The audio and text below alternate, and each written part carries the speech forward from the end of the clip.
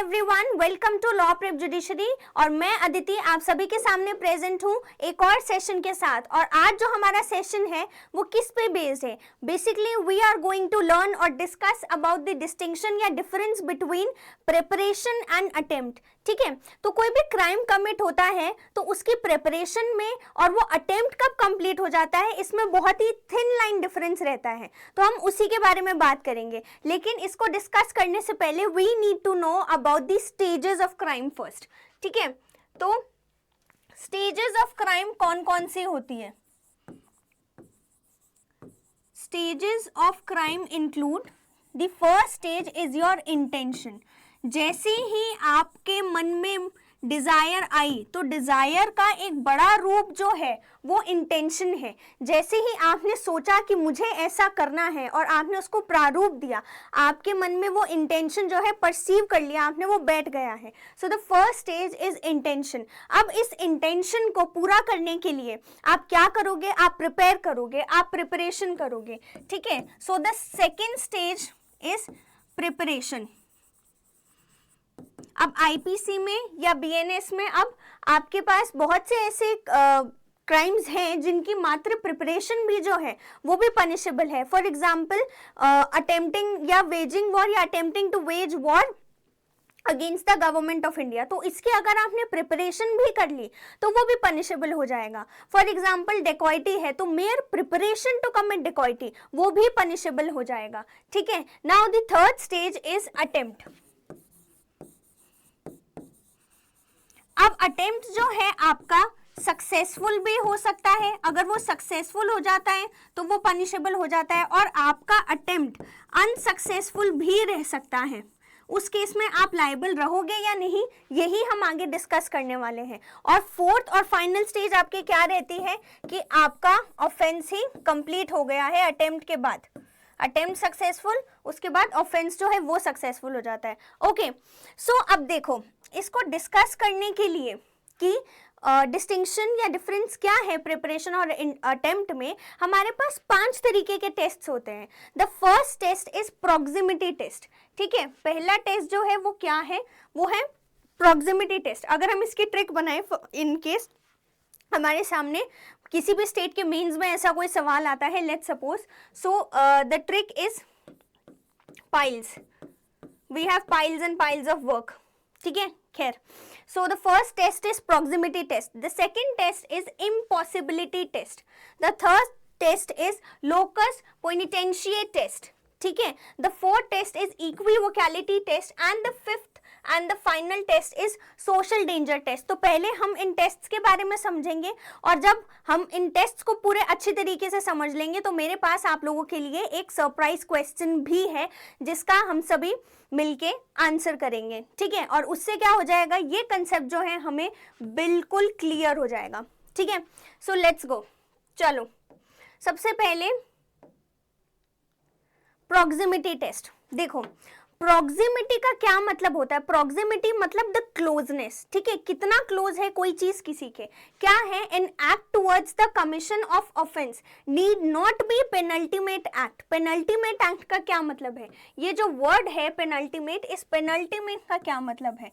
Penultimate का मतलब होता है कि आपके क्राइम से पहले का जो एक्ट है जो कि फाइनल है वो जो है वो पेनल्टीमेट एक्ट होता है। ठीक है, तो ये क्या कह रहा है कि an act towards commission of offence need not be penultimate but it must be proximate to the intended result. कि आप जो, जरूरी नहीं है कि आपने जो सोचा बिल्कुल वैसा का वैसा जाए, लेकिन जैसा आपने सोचा आप उस डायरेक्शन में बढ़े और आपका कोई एक स्टेप भी कंप्लीट होता है। प्रॉक्सिमिटी वही होती है, तो इसका मतलब वो एक्ट कंप्लीट हो जाता है। Now this proximity is not in relation to time और action, but this proximity is whole and solely related to intention. कि आपका जो इंटेंशन जो आपने परसीव किया था, जो आपने सोचा था, वो आप फुलफिल कर पा रहे हो या नहीं। तो प्रॉक्सिमिटी उसी से रिलेटेड है कि आपने जो सोचा था, मान लीजिए आप किसी को पॉइजन देके मारने का सोच रहे थे। ठीक है, अब जो है उस पर्सन ने वो पॉइजन ले लिया, लेकिन मेडिकल हेल्प से हमने उसको बचा लिया। तो what does this mean? What does this mean कि आपका अटेम्प्ट जो है वो फुलफिल नहीं हुआ, तो ये प्रॉक्सिमिटी टेस्ट है, ठीक है।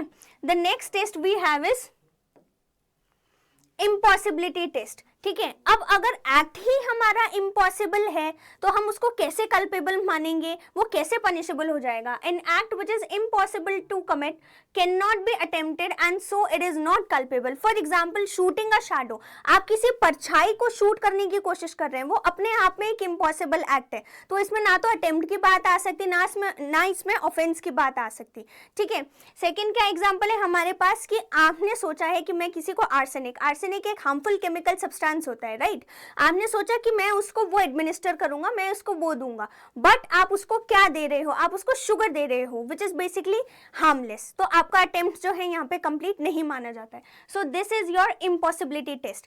अब आप सोचोगे कि जब हम इलस्ट्रेशंस पढ़ते हैं सेक्शन 511 आईपीसी की या अब सेक्शन 62 बीएनएस की, है ना, सेक्शन 511 आईपीसी अटेम्प्ट की बात कर रहा है जो, और सेक्शन 62 अब जो बीएनएस हो चुका है, ठीक है। तो इसमें हमने क्या पढ़ा कि उस पर्सन एक पर्सन ने किसी और पर्सन की पॉकेट में हाथ डाला but the pocket was empty, तो क्या अटेम्प्ट कमिट हुआ या नहीं हुआ। अब आप लोग ये सोचोगे कि वो भी तो इम्पॉसिबल हो गया, क्योंकि उसने जब हाथ डाला तो वो पॉकेट ही एम्प्टी है, तो the act itself became impossible. But नहीं, द थिंग इज कि हम लोग डिसाइड कैसे करेंगे। तो देखो दो चीजें होती है, अगर आपने जो एक्ट कमिट आप कर रहे हो वो आपकी गलती की वजह से अगर पूरा नहीं हो पा रहा है, ठीक है, अगर आपकी पर्सनल वोल्यूशन की वजह से वो एक्ट पूरा नहीं हो पा रहा है तो आप लायबल नहीं होगे, ठीक है, आप लायबल नहीं होगे। इस केस में पर्सनल वोल्यूशन की वजह से अगर कोई एक्ट कंप्लीट नहीं होता तो आप लायबल नहीं होते। जो हम 511 या 62 में जो हम पढ़ते हैं इलस्ट्रेशन, उसमें उस पर्सन ने अपना काम पूरा कर दिया, उसने उसके पॉकेट में अपना हैंड डाला और बाद में due to external circumstances, extraneous circumstances वो काम उसका कंप्लीट नहीं हो पाता है क्योंकि वो पॉकेट ऑलरेडी एम्प्टी होती है, तो अपनी तरफ से पर्सनल वोल्यूशन उसका कंप्लीट था, इसीलिए वो अटेम्प्ट के लिए लायबल हो जाता है और अटेम्प्ट में कन्विक्शन होती है। एक चीज आती है जो मैंने अभी आपको बोली, extraneous circumstances.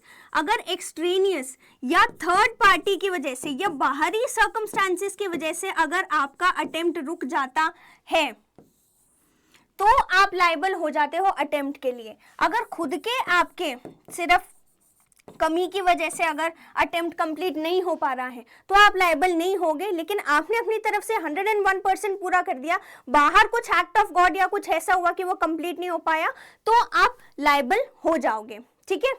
Next test, next is locus penitentiae test. अब इसका मतलब क्या है, दिस इज बेसिकली रिपेंटेंस।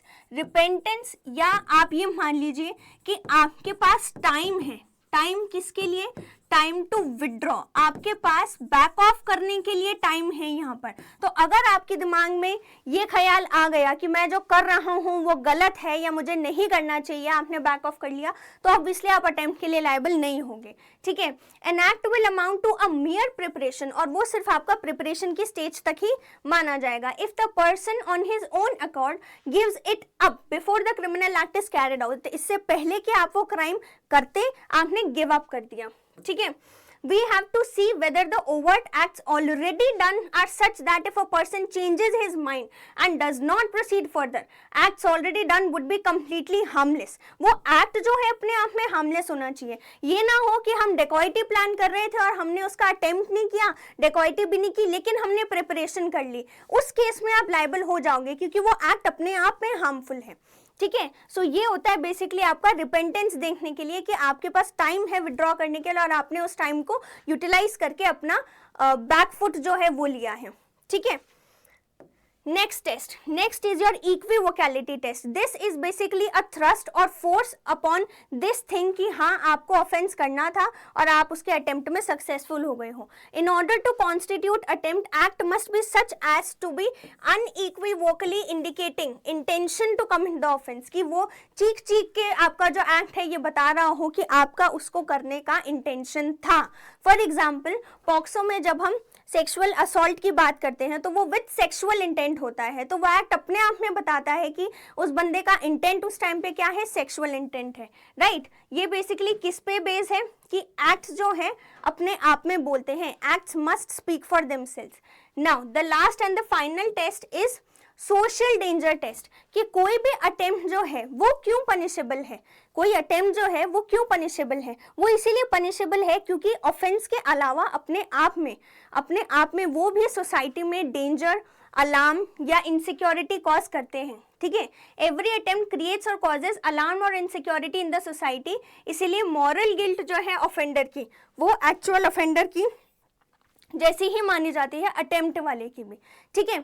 तो मैंने आपको एक चीज बहुत ही इंपॉर्टेंट जो मैंने आपको पीछे बताई है, जिस पे हमारा आगे आने वाला क्वेश्चन रहेगा, वो क्या है, वो ये है कि अगर आपने जो एक्ट किया है वो आपकी पर्सनल वोल्यूशन की वजह से हार्मफुल नहीं रहता है तो आप लायबल नहीं होगे, ठीक है। लेकिन एक्सट्रेनियस सर्कमस्टांसेस की वजह से अगर आपका एक्ट रुक गया है तो आप लायबल हो जाओगे क्योंकि आपने अपना काम पूरा किया है। लेकिन ये जो हमारा टेस्ट है सोशल डेंजर टेस्ट, ये हमें ये भी देखना है कि सोसाइटी पे क्या इम्पैक्ट पड़ रहा है, ठीक है। अब फॉर एग्जाम्पल किसी बंदे ने एक औरत को पिल्स दिए, क्यों दिए, ताकि उसका अबॉर्शन हो जाए, लेकिन वो पिल्स हार्मलेस थी और उस औरत का अबॉर्शन नहीं होता है, तो क्या वो अपने अटेम्प्ट में सक्सेसफुल है?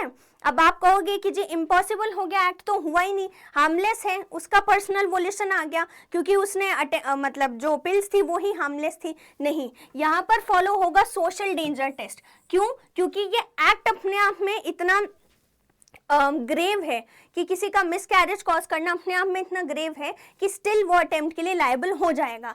एंड फर्दर इंफॉर्मेशन के लिए जो मैंने आपको भी एग्जांपल दिया है ये पिल्स वाला, आप फॉलो कर सकते हैं असगर अली का केस, ठीक है। और अब the surprise element, the surprise question we have for today is ये देखो, ये हमारे पास बेसिकली ए जो है वो बी को मारना चाहता है, वो पॉइजन खरीदता है और इनवाइट करता है बी को एक रेस्टोरेंट में for a cup of tea कि हम साथ में मिलके चाय पियेंगे। And there he secretly mixes the poison in B's cup, और सीक्रेटली छुपके से वो उसके कप में पॉइजन या जहर डाल देता है, ठीक है। अब जो है ये सिचुएशंस हैं आपके सामने कि क्या इन सिचुएशंस में ए लायबल होगा या नहीं। सवाल है हमारा ये कि इज ए लायबल और नॉट। अब पहली चीज क्या है कि बी टेक्स द टी, ठीक है, बी ने वो T Lee but suffers no harm, कोई हार्म नहीं हुआ उसको। क्यों? क्योंकि सब्सटेंस जो उसमें मिक्स की गई थी वो अपने आप में हार्मलेस थी। तो मैंने आपको बताया था अगर पार्टी की खुद की गलती की वजह से ही उसका अटेम्प्ट अनसक्सेसफुल रह रहा है तो वो अटेम्प्ट के लिए लायबल नहीं होगा। तो क्योंकि वो सब्सटेंस जो है अपने आप में उस हार्मलेस है, इस ये सब्सटेंस का कोई हार्म नहीं है, तो इसीलिए ये एक्ट क्या हो जाएगा उसका, दिस इज नॉट अटेम्प्ट, अभी वो क्वालिफाई नहीं हुआ है अटेम्प्ट के लिए, ठीक है। Next situation, B takes the T but does not die because the quantity of poison in it was insufficient to cause death. मतलब क्या कि सपोज डेथ का कॉज करने का उसका इंटेंशन था, ठीक है। अब उस डेथ को कॉज करने के लिए एटलीस्ट उस पॉइजन की 5 बूंदें चाहिए थी, लेकिन उसने एक ही ड्रॉप डाली, तो दैट मीन्स इनसफिशिएंट क्वांटिटी हो गई ना, इनसफिशिएंट क्वांटिटी। बट अगेन ये उसकी गलती की वजह से है, ठीक है, ये ए की गलती की वजह से है, इसीलिए ये लायबल यहाँ पे नहीं होगा। यहाँ पर भी अटेम्प्ट कंप्लीट नहीं हुआ है, ठीक है। नेक्स्ट सिचुएशन, बिफोर बी को take the T the cup fell down from his hands. तो जैसे कि मैंने आपको बोला third party act of God, इससे पहले कि वो चाय पीता उसके हाथ से गिर के, उसके हाथ से छूट के कप जो है गिर जाता है। तो ये जो है ये एक्सट्रेनियस सर्कमस्टांसेस हो गई है ना, बाहरी सर्कमस्टांसेस की वजह से वो एक्ट रुका, इसलिए यहाँ पर जो है अटेम्प्ट हो जाता है और ए जो है लायबल हो जाएगा, ठीक है। Next D, when B takes the poison tea but is saved by prompt medical aid। ये तो बिल्कुल सेम है। मान लो अगर आपने किसी को पिस्टल से आपने फायर किया, ठीक है, और उस बंदे को लग जाती है, बट देन ही सेव्ड, आपने तो अपना अटेम्प्ट पूरा कर दिया, तो this is again extraneous circumstances कि उसको बचा लिया गया मेडिकल एड से, बट आपने अपना अटेम्प्ट पूरा किया, इसीलिए इसमें भी ए जो है वो लायबल हो जाएगा और अटेम्प्ट जो है आपका कंप्लीट है। Next, B servant removes the cup from the table and throws the contents in the basin. इसमें किसने बचा लिया? इसमें बी के सर्वेंट ने बचा लिया उसको, कि उसने ऑलरेडी वो कप उठाकर और बेसिन में उसके कंटेंट्स जो थे, बेसिकली वो टी जो थी वो फेंक दी, तो वो बच गया, लेकिन ए का अटेम्प्ट कंप्लीट था, इसीलिए वो अटेम्प्ट के लिए लायबल हो जाएगा। और लास्ट सिचुएशन क्या है कि A is caught with the cup in his hands before he could place it on the table of B. तो इससे पहले कि वो बी के सामने वो रखता, किसी ने उसको ऑलरेडी देख लिया और वो पकड़ा गया, तो यहाँ पर भी उसका अटेम्प्ट कंप्लीट था, किसी और ने उसको पकड़ा, थर्ड पार्टी ने उसको देख लिया और पकड़ लिया, तो इसीलिए ए का अटेम्प्ट यहाँ पे कंप्लीट माना जाता है। ठीक है, तो ये जो था हमारा सेशन था बेसिकली प्रिपरेशन और अटेम्प्ट के बीच में डिफरेंस। और अभी भी आपको कोई कंफ्यूजन है तो आप कमेंट्स में लिख के बताइए, और आप ये भी बताइए कि आपको फर्दर जो है सेशंस किस टॉपिक पर चाहिए। ठीक है, this is Aditi signing off, thank you so much.